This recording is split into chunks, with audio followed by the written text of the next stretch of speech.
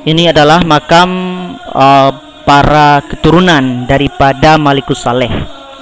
Ini bisa Anda bacakan sejarahnya, banyak terdapat di internet dan banyak menyebar buku-buku tentang sejarah ini. Ini banyak sekali ya, kita lihat makam, yang mana makam ini adalah kebanyakan mereka adalah keturunan daripada Malikus Saleh yang mewariskan Islam hingga sekarang di Aceh. Mari kita perhatikan satu persatu. Sangat banyak ya makam-makam para ulama. Bahkan ini mungkin ada makam orang syahid. Nah, ini juga berada di Aceh Utara Gedung.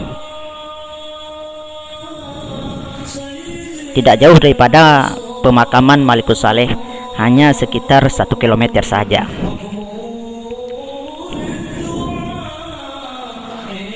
Mudah-mudahan ziarah kubur yang akan bisa mendekatkan kita kepada mengingat sejarah-sejarah para ulama yang mewariskan Islam ke Nusantara ini, yang Islam tersebut adalah Islam Ahlussunnah wal Jamaah.